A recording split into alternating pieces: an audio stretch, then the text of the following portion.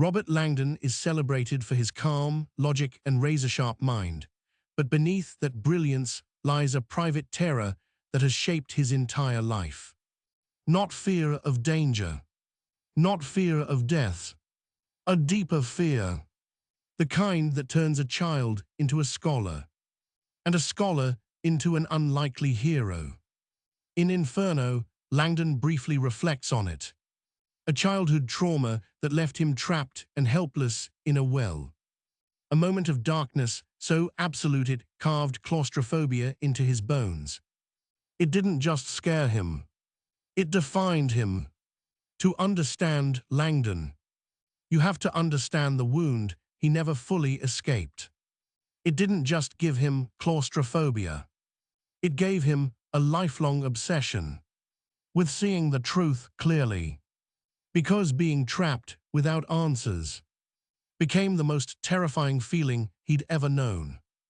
That single childhood moment hardwired his brain.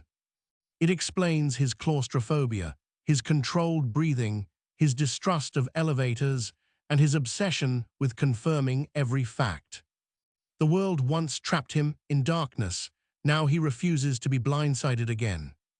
Langdon's mind is extraordinary.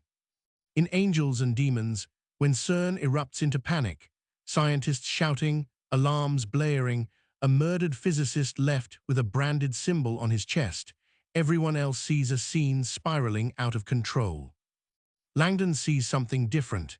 He understands that the branded symbol on the chest of the murdered physicist, Leonardo Vetra, points to an organized, ancient enemy, the Illuminati. But this gift cuts both ways. A mind built to find meaning suffers when the world doesn't cooperate. Langdon overanalyzes. He second-guesses. He races to solve problems because he knows what it feels like to be trapped without understanding.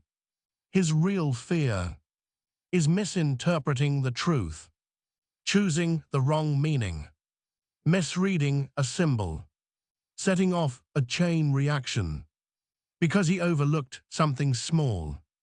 In the Da Vinci Code, we see hints of this pressure when Langdon realizes how a single incorrect interpretation can send an entire investigation in the wrong direction. Not because of danger, but because symbols demand precision, and the cost of being wrong is enormous. When Fash presents Langdon with the cryptic symbols and Sauniera's dying clues, Langdon is not afraid of being implicated. He's afraid the symbols do mean what he thinks they mean. This is one of the first signs of his intellectual anxiety.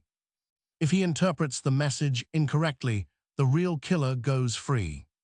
He lives with the weight of a man who knows that one flawed conclusion could put lives at risk. This fear doesn't weaken him.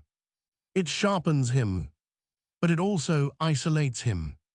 When you believe a single mistake can change everything, you start doubting yourself more than anyone ever sees.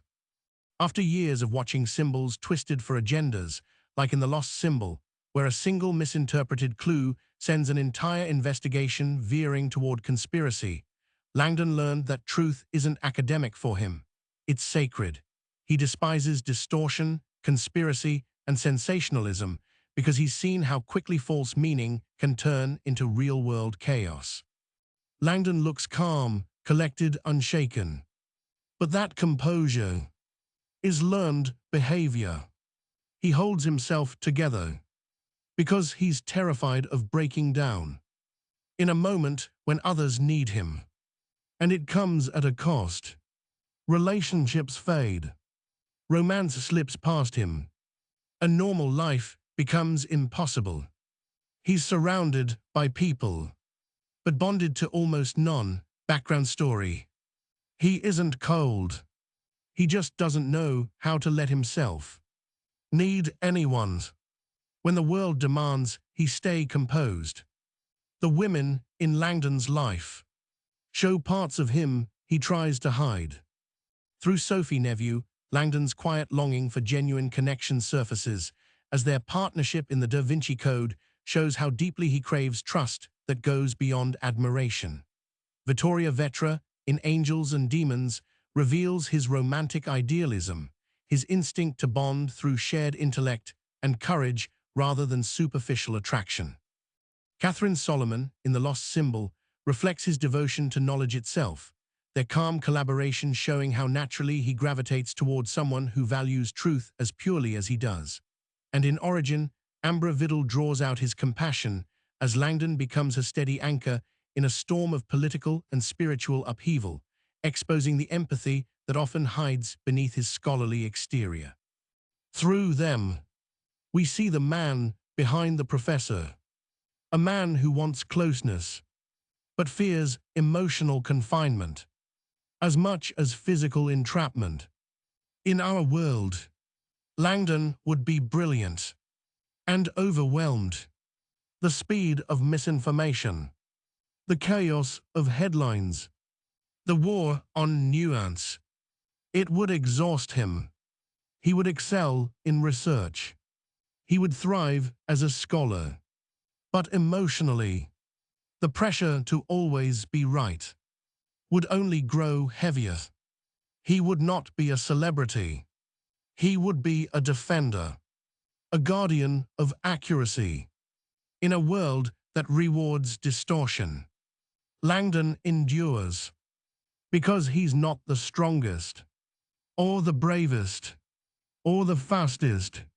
He's the hero who uses his mind, the man who keeps going, despite lifelong fear, the scholar who chooses truth over comfort, sometimes courage, is a man standing in the dark, refusing to let fear define him. And step by step, he climbs his way out,